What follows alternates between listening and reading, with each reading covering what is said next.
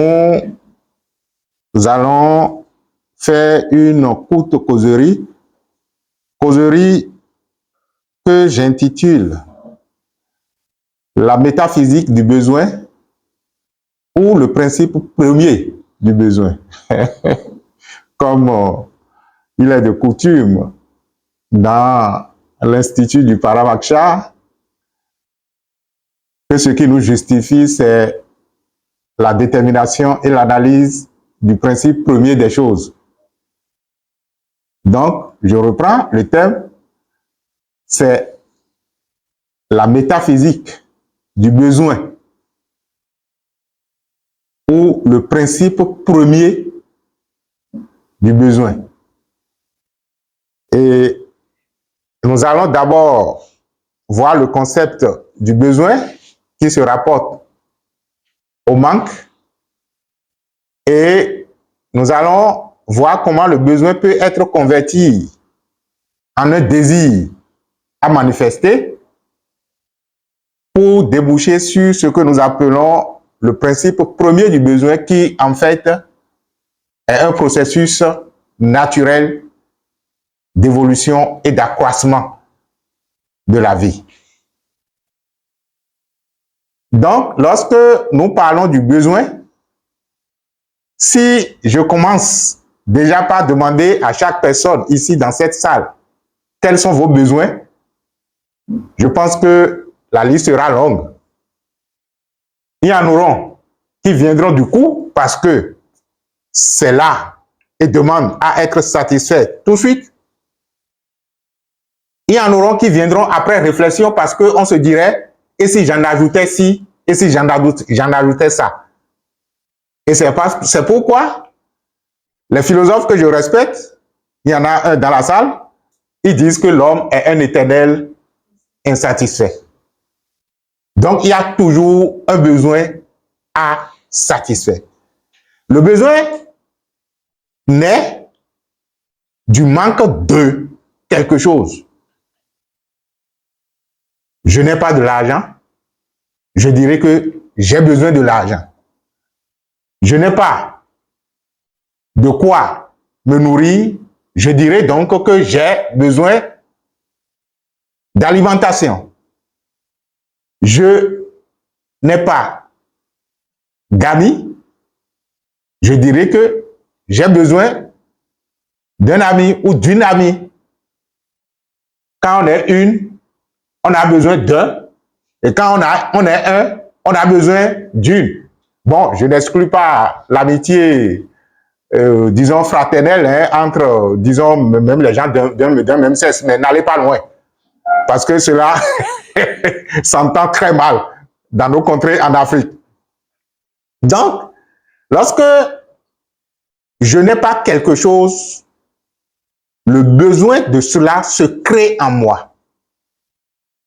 Mais notre problème, c'est que tout le monde peut citer tant de besoins, mais très peu de personnes sont capables de transformer le besoin en désir pour donc comprendre la signification première de ce désir-là qui naturellement va nous faire plonger dans le principe premier du besoin.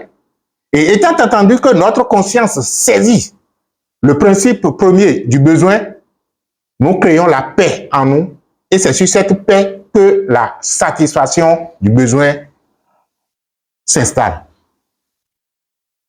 J'ai déjà décrit le processus, hein, mais je serai encore un peu plus explicite. Lorsque le besoin est là, pour parvenir au désir, il faut commencer par sentir le désir de ce dont on a besoin. Ça rentre dans le domaine de la sensation. Parce que avoir le besoin et sentir, il y a un écart. Le besoin semble être une préoccupation mentale, une préoccupation de votre ego qui veut être satisfait de ci, de ça, et même s'il se trouve être satisfait de ci, il va dire qu'il reste ça. C'est la logique habituelle du mental. De telle sorte que on pourrait dire qu'il y a des besoins réels et des besoins fictifs. Ce que j'appelle besoin réel, c'est je n'ai pas de l'argent pour me déplacer aujourd'hui. Ça, c'est un besoin réel parce que j'ai un déplacement à faire. Mais lorsque je commence par dire je n'ai pas de l'argent pour m'acheter une voiture, se déplacer ne signifie pas nécessairement s'acheter une voiture. Ça veut dire tout simplement avoir les moyens de se déplacer. Ça peut être que quelqu'un d'autre me fait déplacer. Ça peut être que j'ai de l'argent et que je prenne taxi. Ça peut être que je vole aussi.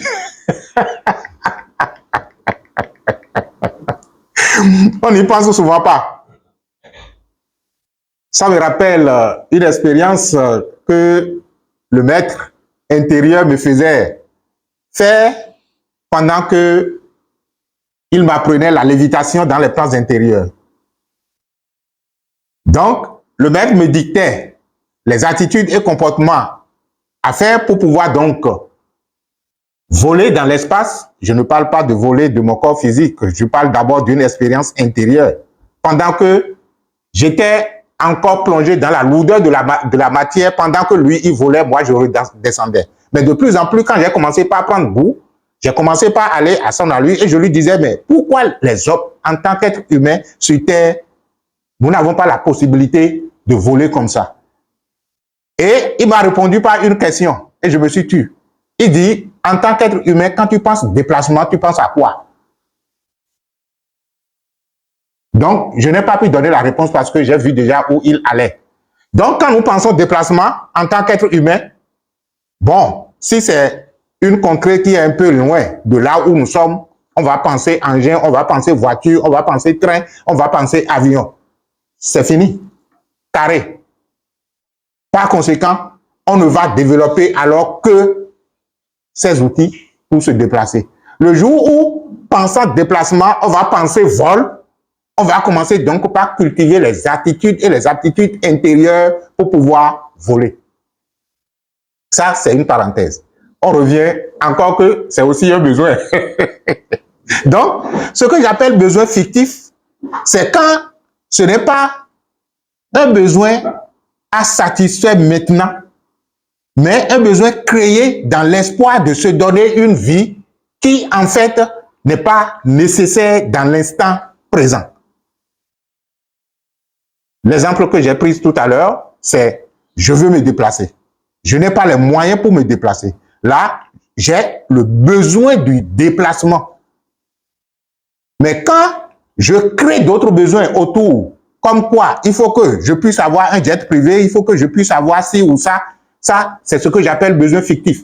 C'est ainsi que lorsque les êtres humains ont fini de satisfaire, entre-temps, on disait les 5 besoins fondamentaux de l'homme. C'était ça, non?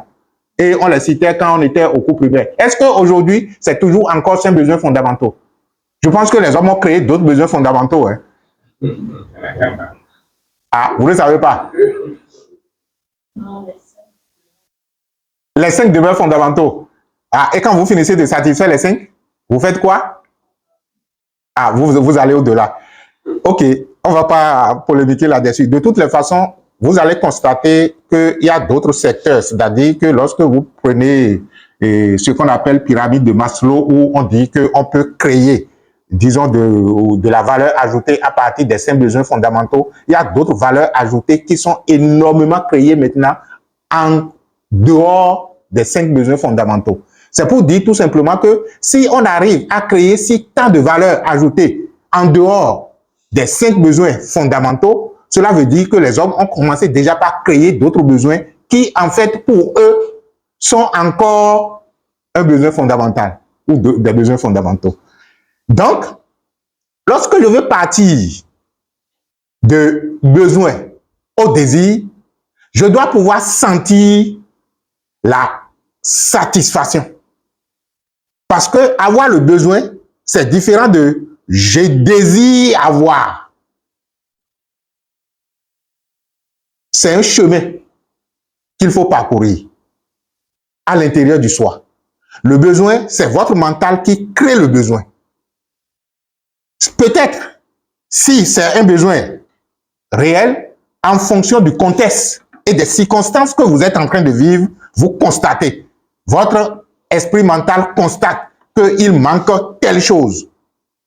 Maintenant, le désir de la satisfaction du besoin doit émaner de l'intérieur de vous. Ça, c'est votre corps astral qui joue ce rôle. C'est le domaine de la sensation. Je n'ai pas de mari. Je n'ai pas d'enfant. Ça, c'est un vide que vous voyez en face de vous. Il n'y a pas homme ou femme à côté de vous. Il n'y a pas enfant dans le foyer. Il n'y a pas agent dans le foyer. On constate cela. Mais le désir d'avoir de l'enfant, le désir d'avoir un partenaire est un pas qu'il faut faire à partir du besoin pour y arriver. Et c'est justement ce désir qui doit nous plonger dans ce que nous appelons la métaphysique du besoin ou le principe premier du besoin. Je ne sais pas par où je vais commencer pour que vous puissiez me comprendre, mais je vais partir d'une expérience récente. Parce que ce qui fait le chemin spirituel, c'est quand vous éprouvez les faits, quand vous éprouvez les lois, c'est quand vous éprouvez les principes. Et il est rapporté dans la Bible que Dieu a dit, tentez-moi, c'est-à-dire que éprouvez-moi et vous comprendrez qui je suis.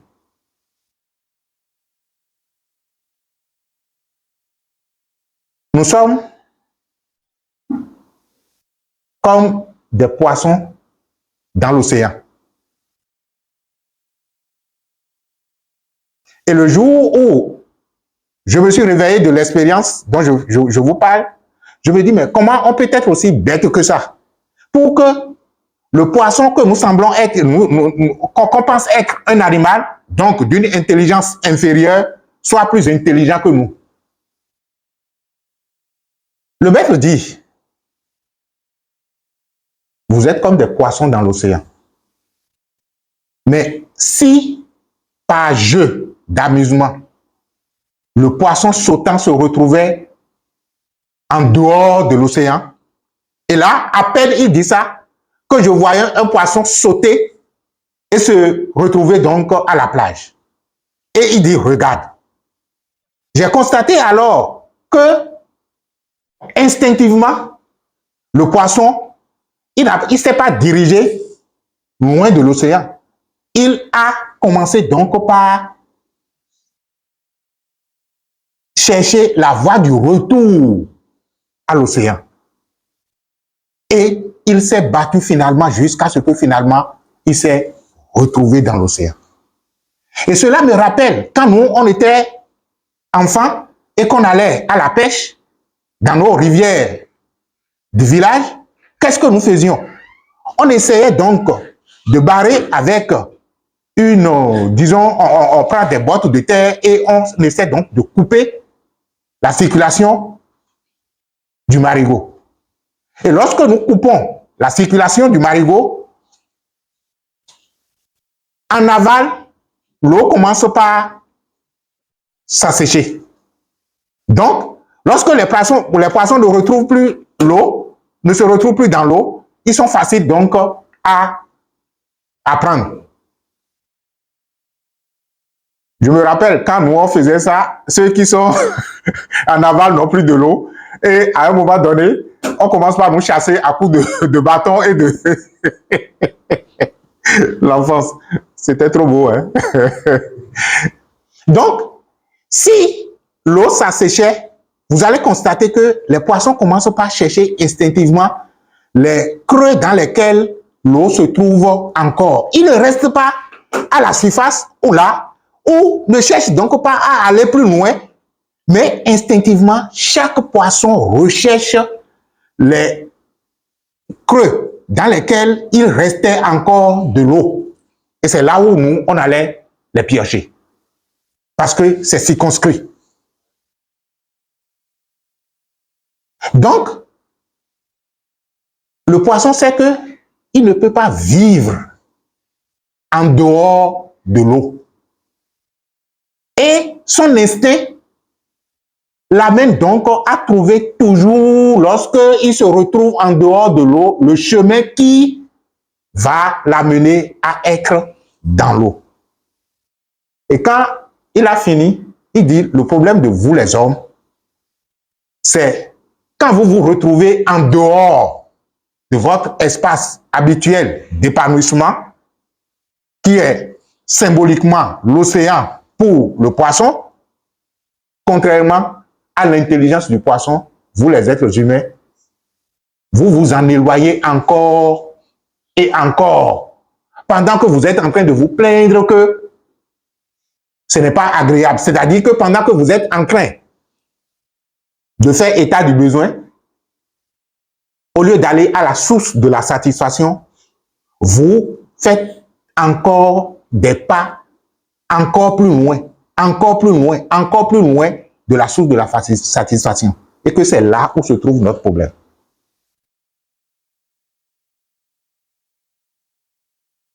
Et j'ai dit, bon, et pourtant, les êtres humains vont dire qu'ils sont intelligents.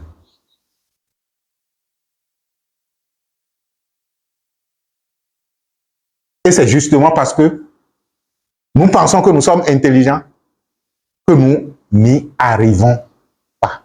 Parce que les résultats de notre intelligence ne nous donnent pas satisfaction, mais on s'entête encore sur le chemin.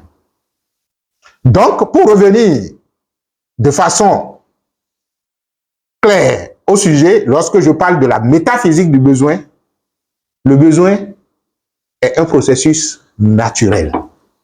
Le besoin est un processus naturel et son principe premier dit ceci. Je prophétise la satisfaction.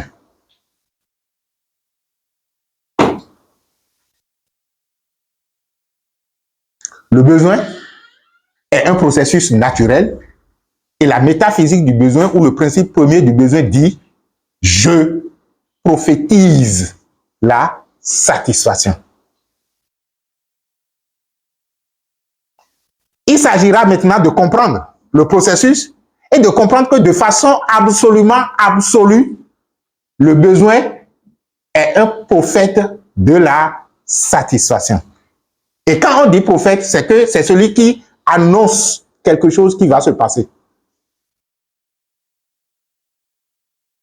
Il annonce quelque chose qui va se passer. Et lorsque nous rentrons dans le domaine du principe, quand je dis j'annonce, c'est que ce que j'ai annoncé doit se passer absolument.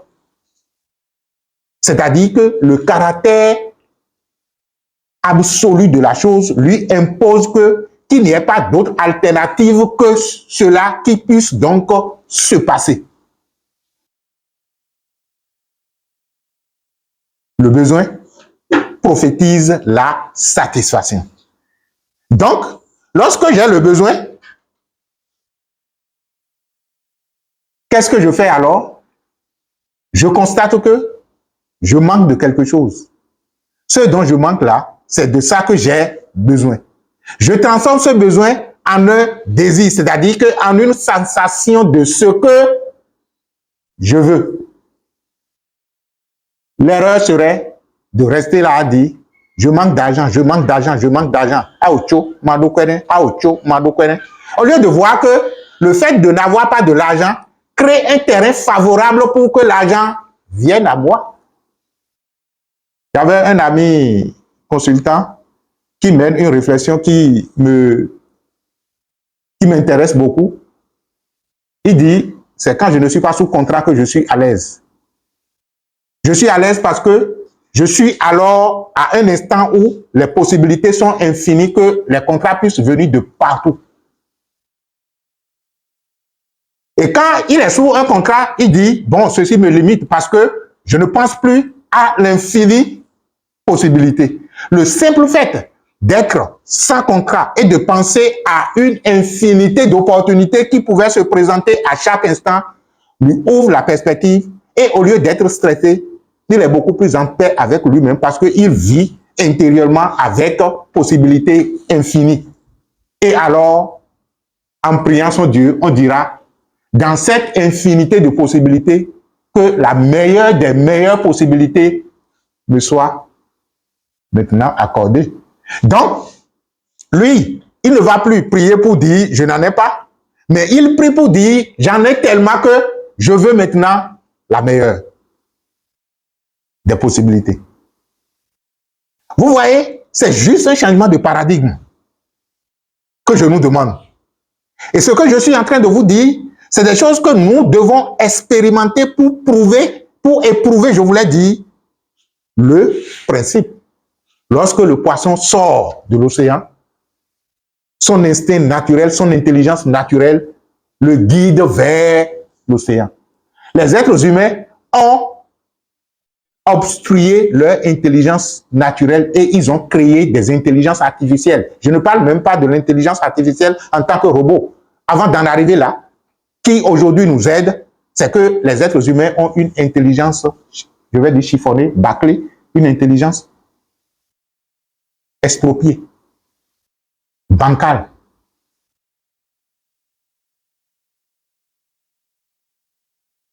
Alors, lorsque j'ai le besoin de quelque chose, cela veut dire que potentiellement, la satisfaction est en train de venir.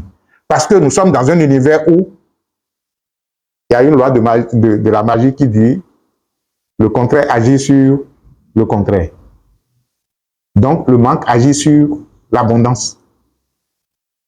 En fait, ils sont tenus par une ficelle et il suffisait tout simplement d'ouvrir les yeux pour voir et de laisser couler. Vous connaissez le système de la vase communicante, non? Là où il y a de plein, ça coule vers là où il y a le vide. Lorsque on a la bonne inclinaison.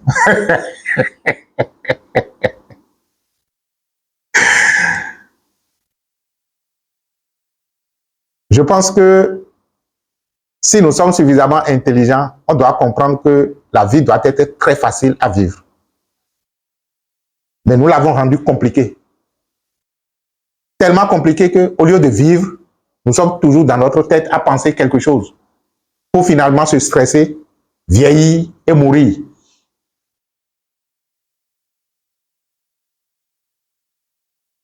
Je pense qu'il faut redirectionner les choses. Redirectionner les choses, c'est de comprendre que le besoin prophétise la satisfaction. Et dès lors que je comprends que le besoin prophétise la satisfaction, ma prière change. Je ne prie plus pour dire que je manque, mais je prie pour dire l'infinie possibilité à ma disposition se manifeste. Si vous voulez, commencez par faire l'expérience dès ce soir ou dès aujourd'hui. Et vous allez constater dans les 7 jours, 9 jours, 21, 28 ou 41 jours qui vont suivre, ça dépend de votre alignement sur le principe. Changez votre façon de prier. Introduisez la sensation d'être satisfait lorsque vous constatez le besoin et que vous priez ou que vous méditez. Méditez non pas parce que vous en avez besoin, méditez parce que la satisfaction est en cours de se satisfaire. Nous sommes d'abord ce qui est satisfait. Et là, c'est le principe premier dit de Godson de la vie. Ce qui est satisfait, satisfait ce qui est satisfait.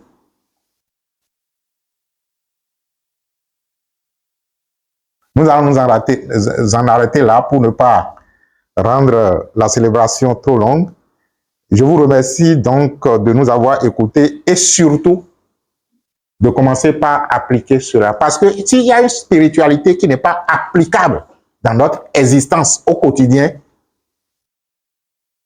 l'air que nous sommes en train d'aborder va ranger cette spiritualité dans les placards. Parce que nous voulons que les défis soient relevés.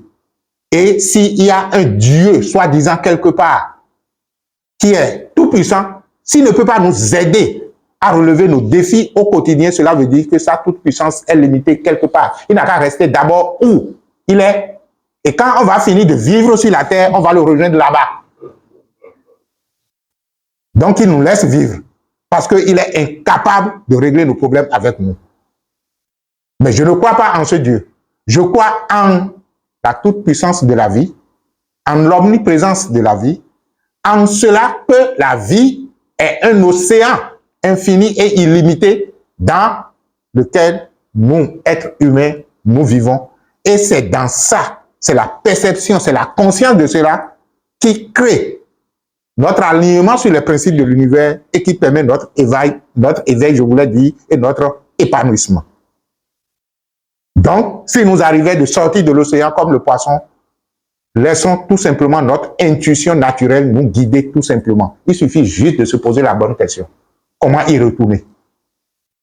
Mais si on est satisfait d'être en dehors de l'océan, pendant qu'on est en train de se plaindre, on va y rester encore longtemps. Et il n'y a que les souffrances qui vont nous guider finalement. Donc, reconnaissez, lorsque le besoin est là, lorsque le manque est là, que si cela perdure, c'est que je suis sorti de mon espace naturel d'épanouissement. Quand je dis je, vous comprenez de qui je parle. Votre conscience en tant qu'être, c'est-à-dire à quoi je pense. Qu'est-ce que je vis à l'intérieur de moi? Qui fait que cette situation perdure? Donc, je retrouve là où l'obstacle a été et je me pose la question, comment retourner dans mon espace naturel d'épanouissement? Comment retourner dans mon espace naturel de paix? Comment retourner dans mon espace naturel de vie? Ça peut être par une méditation.